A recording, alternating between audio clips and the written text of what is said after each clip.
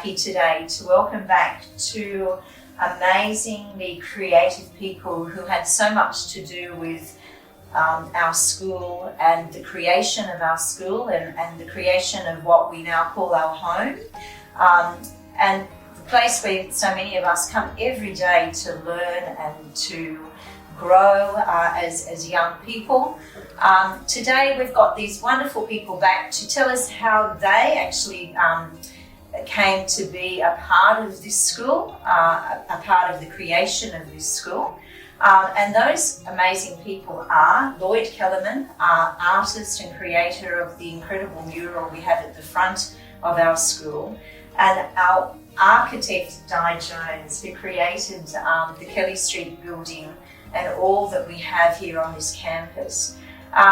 What makes today even more special is that we have two of the lead students of our school, our head boy and our head girl, Orlando Reed and Grace Truman, who'll be leading us in inviting our guests to provide us with some answers to some of the questions that we have about what they did in the creation of this school 25 years ago. So in 1997, when most of our students came together into this environment, we actually had the two of you joining forces in some way to actually create the mural and the building. So I'm wondering whether you could just start us off perhaps by just telling us how, in your recollection, did all that happen? How did you get involved with IGS and with all of this? And I must say I'm representing my team at the time. I'd like to acknowledge Tom Rivard and Lindsay Webb and Jane Castle, who were the major team. So we were invited to tender by the South Sydney Council, who then amalgamated with the City of Sydney Council, for the project, and we're lucky enough to win the project. And then we started with the school to develop the brief and went through all phases of the work.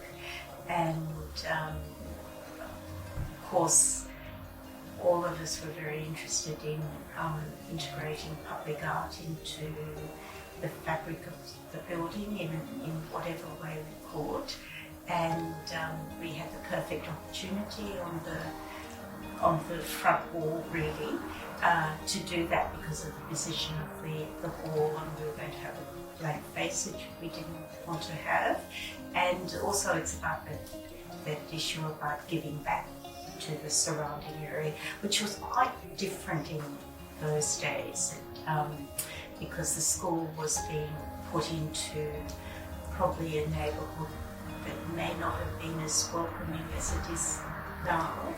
And so it was about not only engaging the students, public art engaging the students, but to engage the neighbourhood so that they felt they had some role and therefore some responsibility to it. And as Lloyd said, the argument was if they had some sense of connection, then perhaps it wouldn't be subject to graffiti, which I believe really hasn't been. I think the lower wall might have had a little bit on it at one stage, but not the artwork itself. And that's how Lloyd came to join the team. Yeah. So Lloyd, how you came to sort of be a part of the team, and how did you even come up with this concept? Well, I've got to acknowledge also my partner, Jenny Crooks, Jenny Kellerman, my wife. We were invited by council to submit, and it went out to tender, and we were lucky to win that as well. And it was working with the architects pretty well straight up, and that's how we decided to come up with a design that worked with actually using the drawings. And a lot of the actual drawing was taken from plans and working with the scale of the wall, so that it actually, number one, fitted in with the building, and also fitted in with the community and the environment that we're in a school especially. So it was really great to have such creative people in the architecture side of things that kept pushing us. I always remember you just go, come on, go for it, because we were starting a bit conservative, and then they allowed us to really go for it, which we really appreciated. Tom Rivard was, I got to say, a fantastic person to work with, very creative and exciting guy that got us so excited in this whole project. Is that the only project the two of you have worked together on? Yeah. Yeah, so that team was quite, it was just a one-off project. It was. We're the lucky recipients. And I think it's got a lot to do with council and how that they had in place a budget to be able to fund the artwork and to incorporate it into the architecture. And I think it was a policy back then where they had to do it, because I did a number of other similar things with South Sydney Council, became City Council. So it really had a lot to do with the way that council thought back then. Very open to always creating art in public spaces. Wow. Yeah. Well, I'm going to hand over now to Orlando. Ms. Jones, I was wondering what visual elements did you want to include in the design of a Roach Sunland building in Kelly Street? I guess we didn't think of it as visual elements, and I suppose that's maybe an important distinction in architecture, because of course it does have some concrete representation of form and create spaces and so on, but it was really about how it sat in the street, that it acknowledged the history of all the wool sheds around it. And so there's always the balance about how it expresses the concept of the school, and that was important at the time because IGS, particularly at that time, was quite unique in the Sydney environment, or a bit wider really about the bilingual co-ed private school. It had struggled very much to actually get this site and get the support of Sydney Council. So it was really a realisation of, I think, Rich St. Leon's dream that it would have its own home that expressed what was important to the school community. So that was more the driver rather than actually visual elements. It does have a visual outcome, but I would say it was more the experiential outcome, not the visual so much. Could I ask, when you walked into the building at the time when it was handed to you and you were asked to make it into a school, was it still the sheds? What did it look like? No, it was had a fire, so it was really the remnant wall, and there was quite a lot of council had an independent urban design advisor to actually assess the DA about how we could sit within the wall, and that's why, for example, on the upper level you have the thin terraces that I think now you use very effectively as outdoor learning spaces, and so that there was some physical and usable function, so it wasn't just a facade. So that was the important thing. So the external wall is as it was when you arrived? Yes, the old wall shed wall. Yes, very, very much. Yes. So we sat back and within the framework created by that wall. Yes. It's amazing. I really remember when I first started at IGS when I was in primary school, the really distinctive colours of the school, like those bright kind of pink purpley walls that you walk into when you first walk into the school. What was the kind of reason behind such a bold colour choice? Well, I think we had a very tight budget, like a super tight budget, very tight budget. And the reality is when you have a really tight budget, that colour is one of those, almost the only thing you have to play. And I guess the whole team were always being interested in colour. and what might help with also not so much wayfinding or way showing, but actually identification, so that the fire stairs are really bright colours. So when you go into this internal space, you have some sensory experience rather than just going into this horrible fire stair. So that was really, so it was a sort of reality of more or less that's all we had to play with, and then a belief that it would enliven the day of the people using it, and being able to identify which stair they were going down, which wing they were going down, and that magenta colour was really, it's very welcoming, really. And again, distinguishing that this is a civic building in the middle of a much drearier, at that time it was a much drearier, wasn't it? Streetscape, yeah. And it was a little bit, you had to be careful where you walked and things like that. So it's changed dramatically, but they were the reasons for that. But I should say we didn't want it to be that typical bright primary colours for children. So the colours are all fairly complex. So they have a certain complexity about not in the numbers of it, although there are quite a lot, but in the actual tonal and hues and how chroma plays with it. Yeah. Wow. Mr. Kelman, you've spoken about how the intended audience for your mural was the general public as well as the students in the school. What did you want them to see when they looked at Seeds of the Future? Oh, it's really layered. So there's, I guess, the very first thing was that it fitted in with the architecture. It had a colour that really was inviting and bright, but it also wanted to touch on some serious subjects that we thought had to do with education and schools. So mainly we were looking at the natural world, science and technology, and we were trying to get that into the design, and I think we succeeded. We also made the design so it allowed students to be able to put works into it. So there's an evolutionary timeline of ceramics that were done by the kids back in the day, 25 years ago. And just as Di said, it was a really tough little area, and we were wondering how these things are going to last.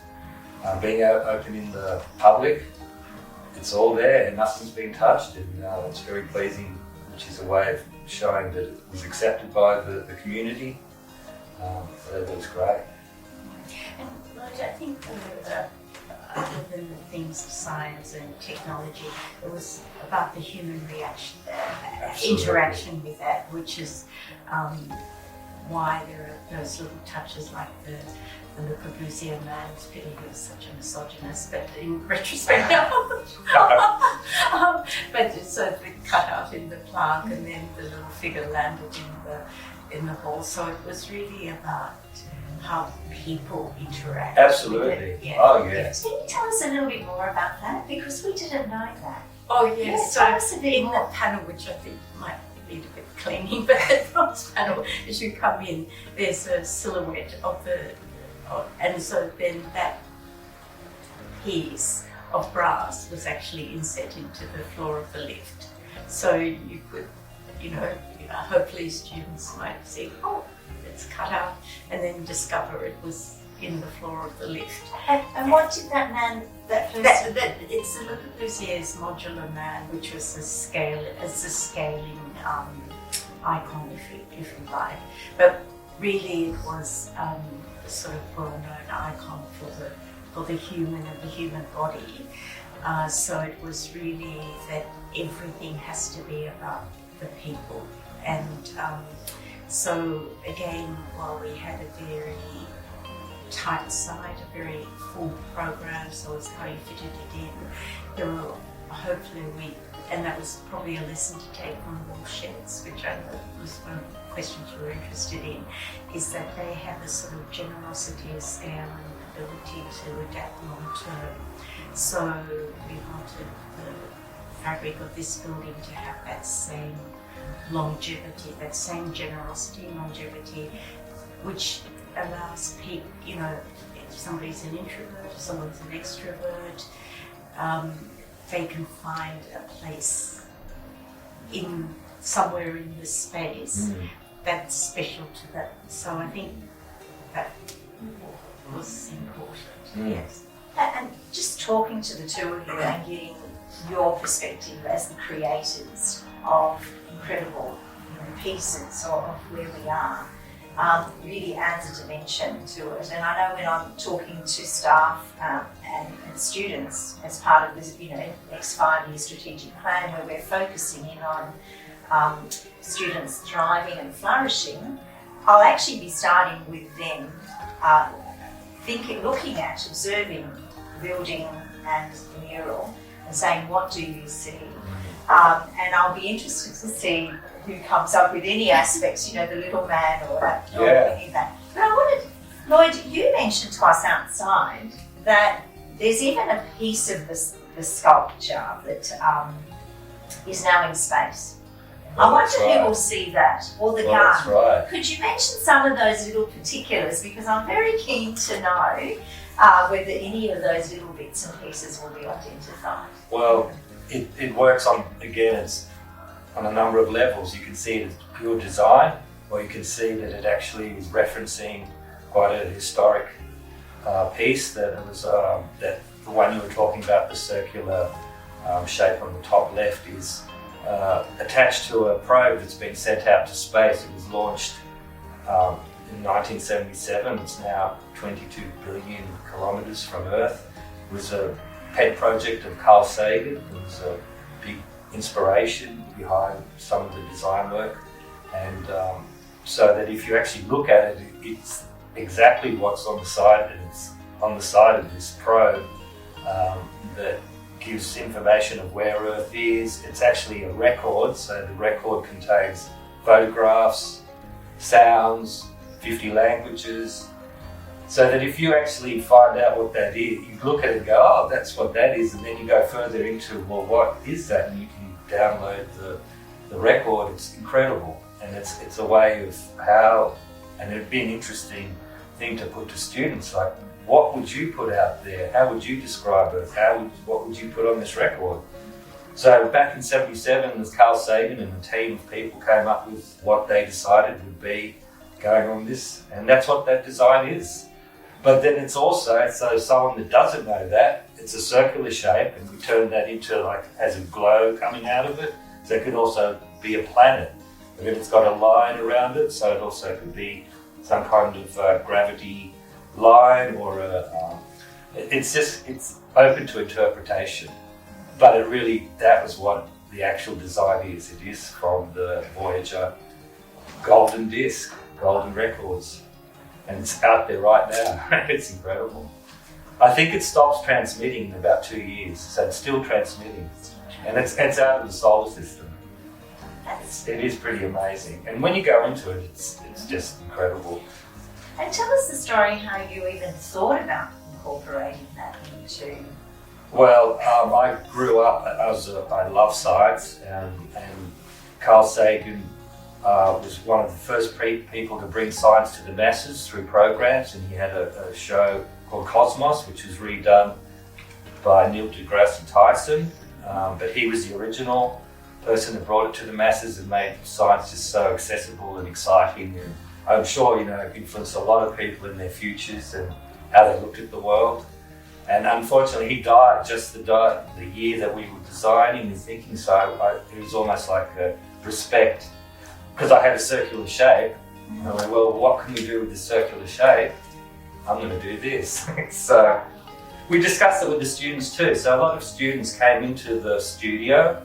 We had things laid out, and we talked about different, what our ideas, what their ideas were. They could make ceramics for certain areas, but also we were putting those things across. We were thinking of this idea, what do you think? Oh, we love it. No, they looked into what we were talking about, and so a lot of these things came through group agreement of, this is a great idea.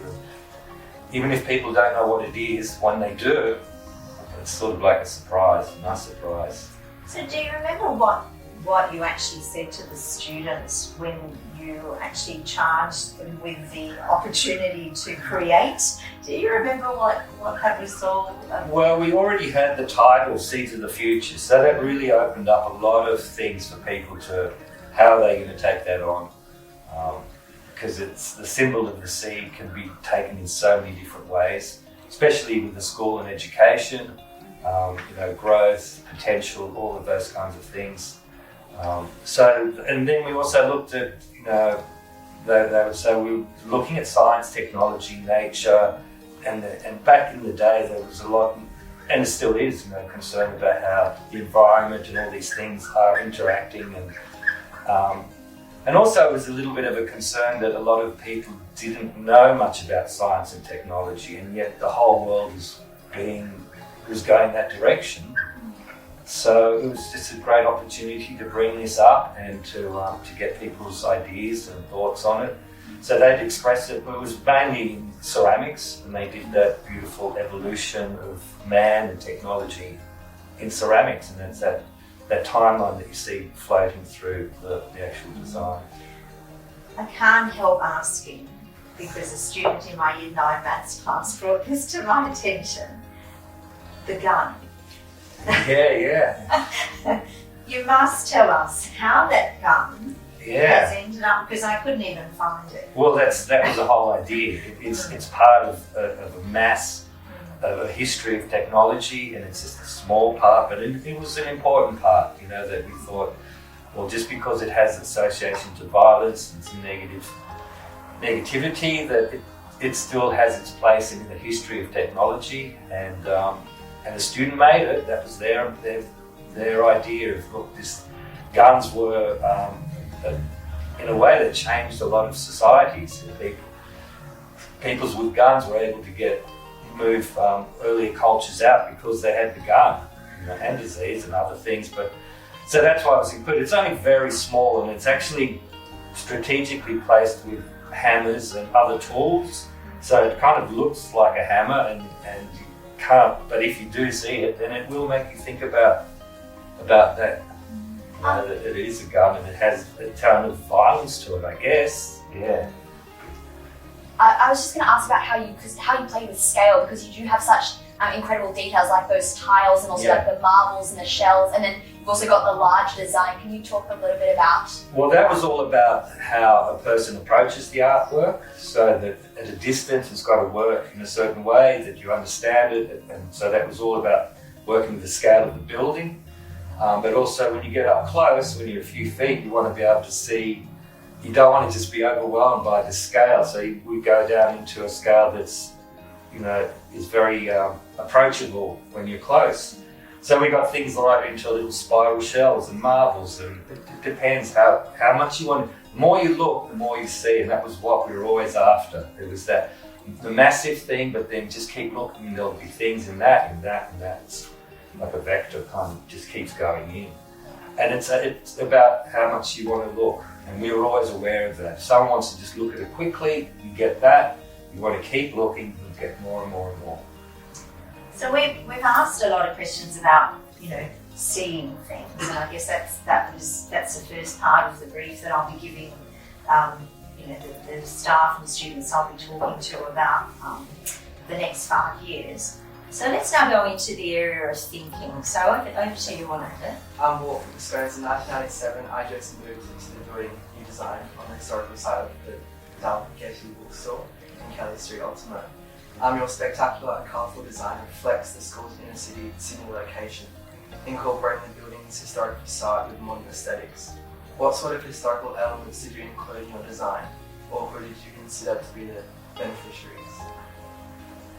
I think, as we mentioned, this is the wall store area, and we do have the remnant wall, and it was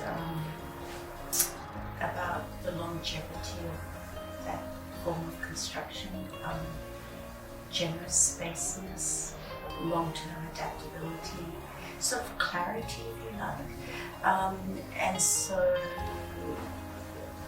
the new building was built in many ways, because we did have a very tight budget and so on, was that it was very straightforward. So we knew we needed a concrete frame, but we also, and then there was infill, and the infill was in the centre of the building, which was the heart of the library, and it interconnected the street with the courtyard and so on. It was about the, it was lighter weight, it was just aluminium and glass with some coloured panels, and then you have the stronger rooms on the side. So, but it was, I guess, important to make the best use of this space, and to use all the roof space for outdoors because there wasn't so much here, and to do things that were important, like to make sure we could use the roof space. And so probably one of the major issues is how it's acoustically separated from the basketball court to the rooms below. So that's where a lot of the hidden technical things went. But it was really, I think that sort of very straightforwardness of it. But at the same time, being straightforward doesn't mean you don't have a sense of delight. And again, making sure there was spaces for people who happen to be mainly students and teachers, but also the parents, like that main stair, and probably COVID, it's different. You know, we have lovely photographs of parents waiting at the bottom of the stairs. So making sure that there were spaces where there could be those incidental interactions between people, which, you know, streets allow you to do. So bringing that in. So because it was an international school, even though it's in Sydney, and international schools have a different vibe about them. Again, it's that interaction of parents with students and teachers that's much stronger, at least at international campuses we have been to. And we wanted that sense of being a community school.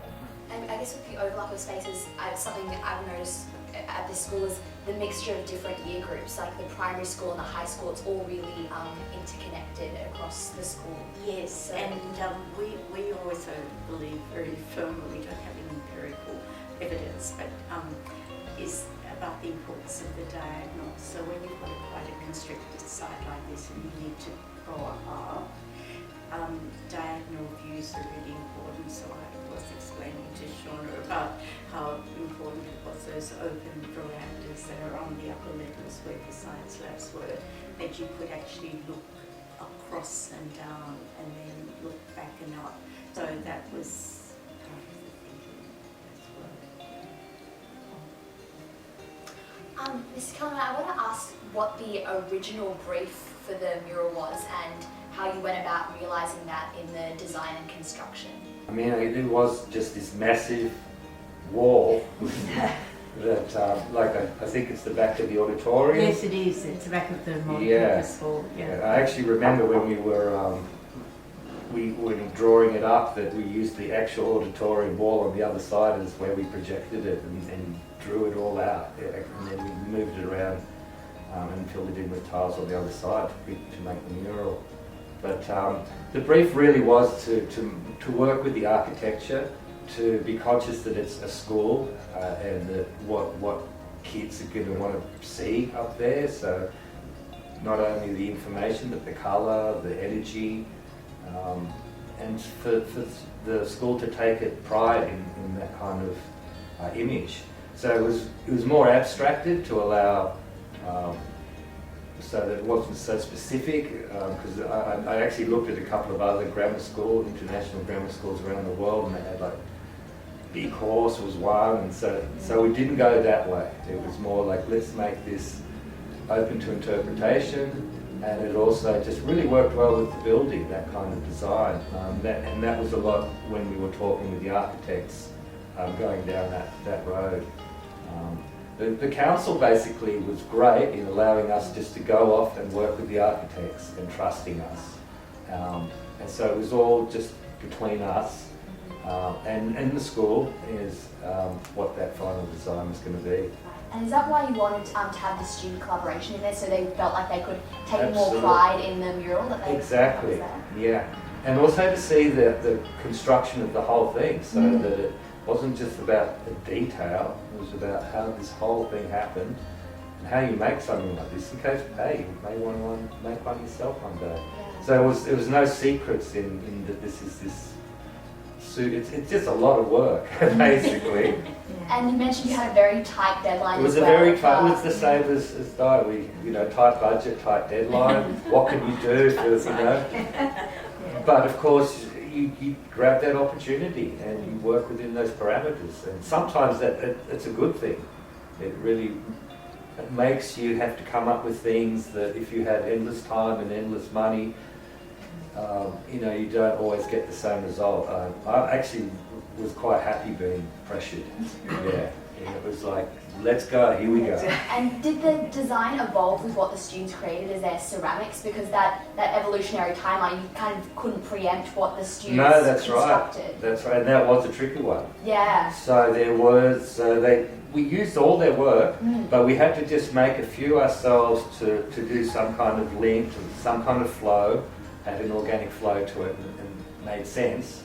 But pretty well it was that, look, people were given the timelines of technology, timelines of man, evolution. So it was a very loose thing that there's so many different things that allowed them to do works, and they all came up with incredible stuff that we would never have imagined. And like we said, that garden wasn't definitely Yeah. we got to make a garden, but it did, it happened. But other people, another kid made the Yellow Submarine from the Beatles albums. And another person made teeth, and another one made atoms and a DNA molecule. So it's just interesting, like what the students brought to that work, and that these students now, I was saying before, they've probably got families and come down and point out their works as having pride in partaking in this project.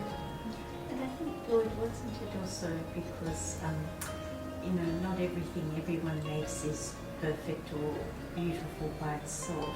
Yeah. But when you can put it together as a community, then Yeah. it has a greater strength and That's right. resonance, which was sort of the ethos of the school too, because it had such a tough beginning. Yeah. So it was only through really everyone working together as a team That's that we right. come together. Yes. Yeah, the motto of unity through diversity, Yes. which is our school. Yeah. Yes. Right, there you go. Seeds of the Future, how did that, where did that come from? It really was about what's a school about, and it just fitted, and then with the design that we were able to make those shapes, and it all worked. So did you and Jenny come up with Yeah, that title? yeah. And so that was a great thing of how to get the kids involved, how to get everyone on board in what we're thinking here. It allowed it to have a lot of different interpretations, but you had to have something to bring everyone together under a kind of a banner of what are we trying to achieve here. And with education, and it just was perfect of how a young mind, its potential, its growth, and it is all about the future. It starts here with schools and how kids develop and where they go to shape the world. That's very much the case, and I guess that's a really good segue into our next questioning, which is all about wonder. Ms. Jones, you've played such a huge role in our history. Our strategic plan for the next 5 years includes students thriving and flourishing IGS. What questions does this raise for you in relation to our campus at IGS? So I guess it's always going to be change, and the greatest compliment probably to our team would be that it has the ability to change, to meet the needs or the forces at play at the time, while keeping some of the conceptual strength. So, and I guess that applies to everything in life, to have a sort of clarity of what your framework is and then how it might change within that. So I think education sometimes goes through fashions and then they change back or they change it a little bit. But,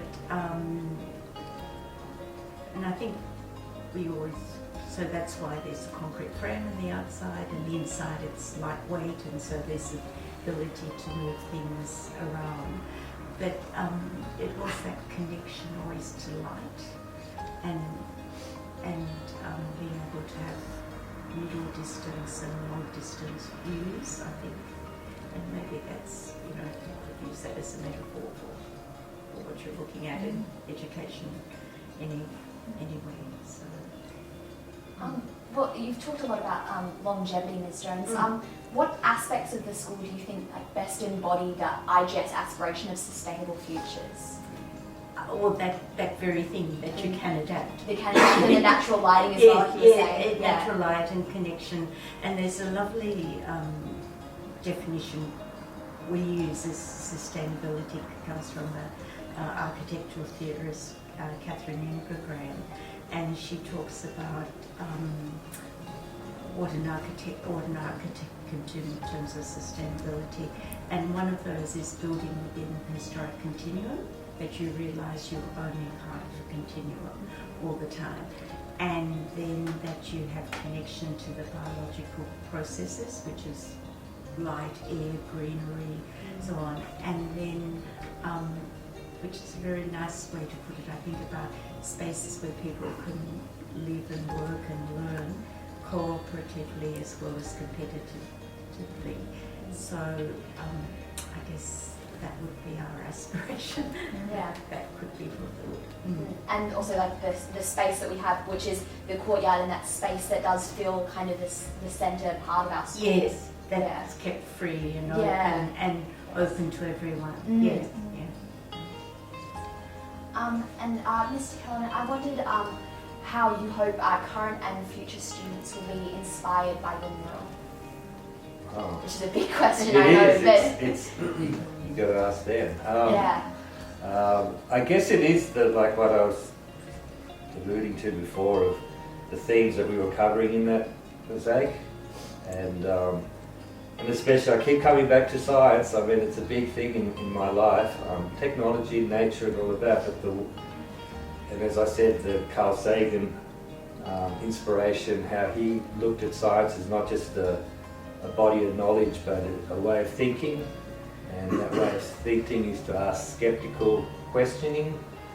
And I hope students carry on that kind of approach, that you always questioning, be skeptical towards authority sometimes. I may not be saying the right things here, but that's the way we move ahead in the future. Also imagination, I mean that's a really big thing too.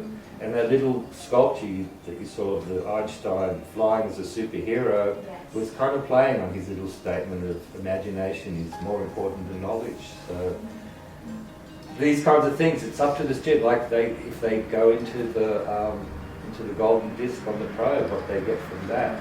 The Bezier scale of man, what they get from that. So there's a lot of little keys, a lot of little things for a student to get from that work, especially all the works that the actual students put in those ceramics. Each one of them has a story. So it is up to the actual individual what they're going to take and how they're going to look at it in the future. But Lord, you mentioned it before, and I think it's a really great tribute to the strength of public art work. Yeah. Is that you can walk past something 100 times, and hopefully 50 of those times you see something different. Yeah.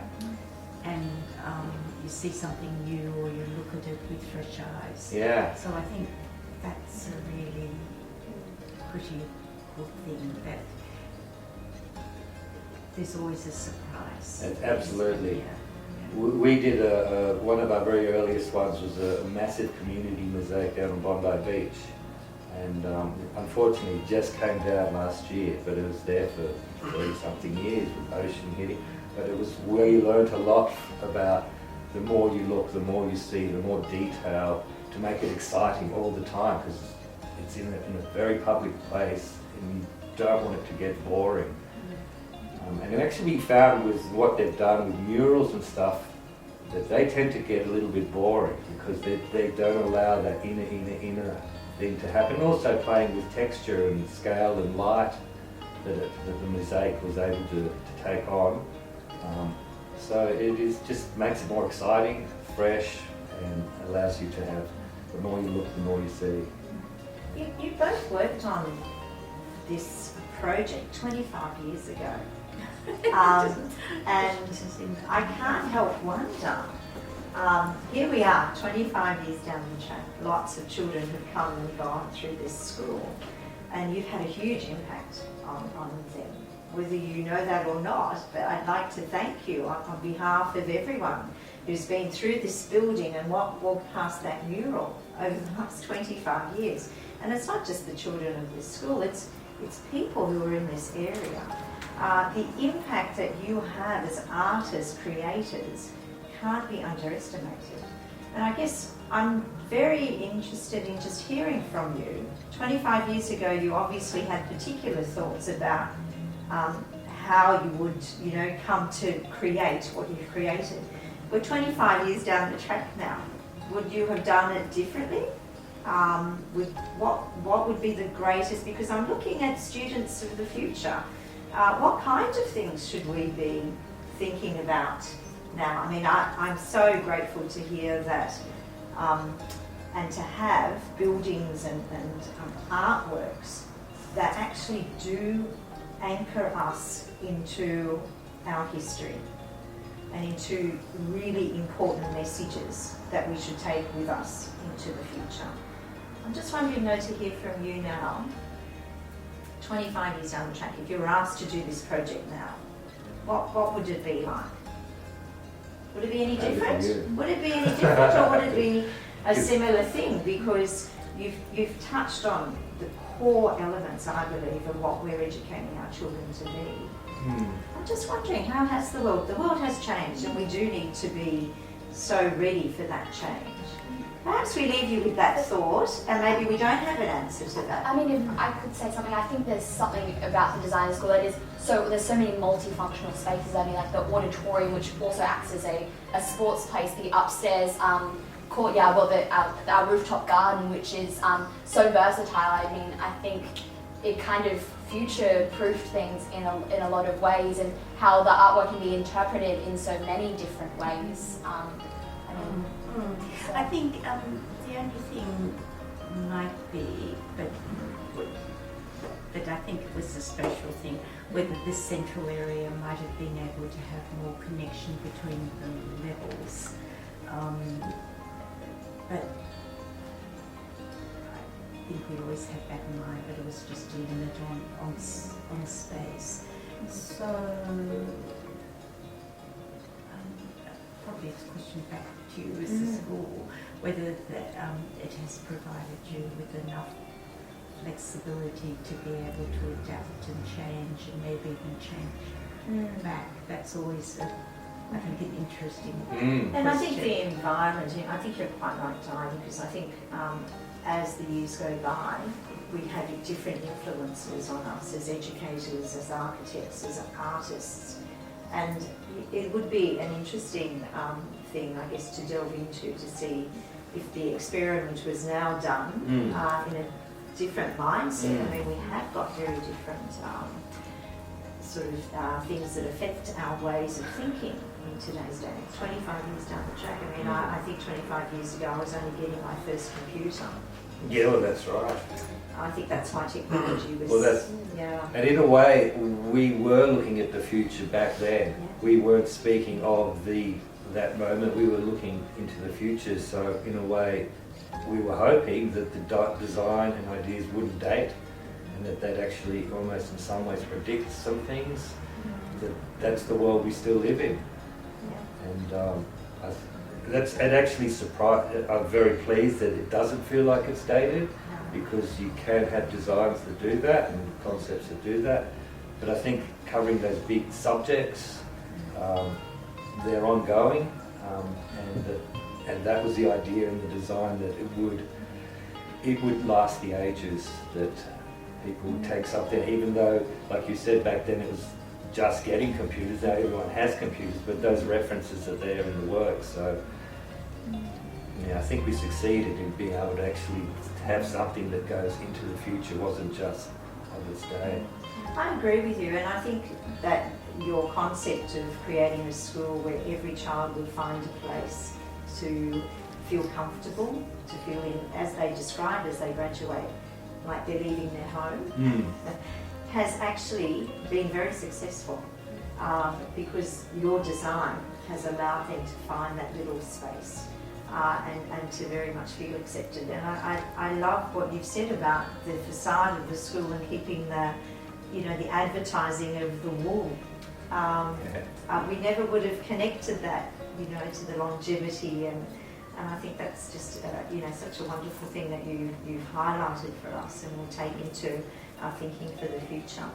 What is the final word or thought that you'd like to leave with our students, our staff, our parents, our whole school community, in inspiring them, I guess, for the future as we do plan for the next 5 years of leading the school?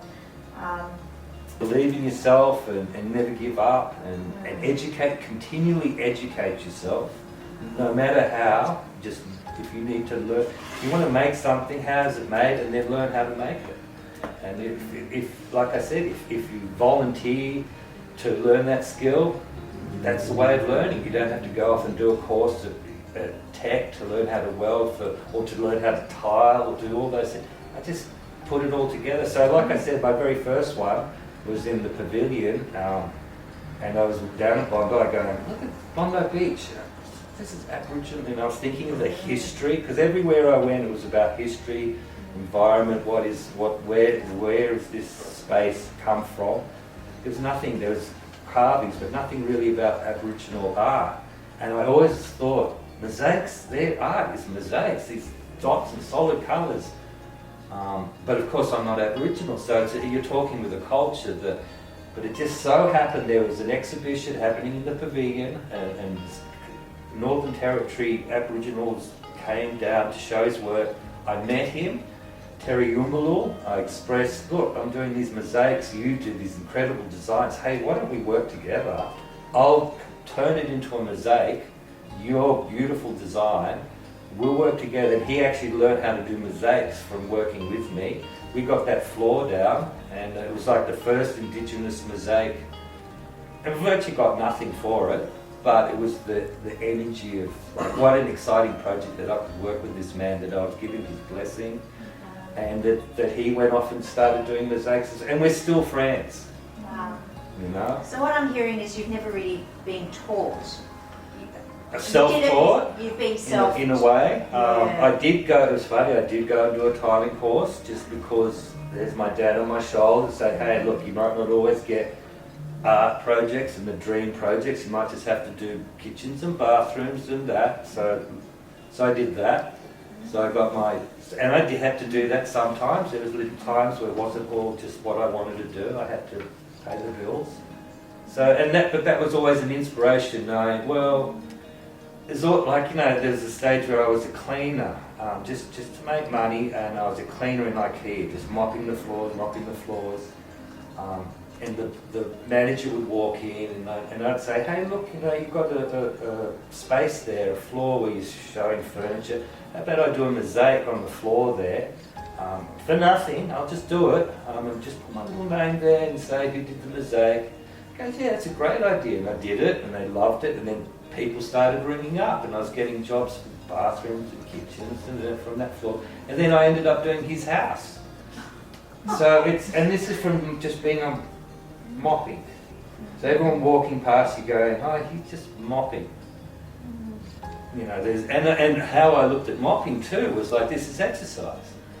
So it wasn't mopping, it was like, hey, I'm exercise, because then I'd go and work at a building site straight after that, and it's like, how could you do all this stuff? You're just charged, you just know your journey, little way that a lot of other people, a lot of grammar people may just go, what is this guy doing, you know? But like I said, I kind of made it up.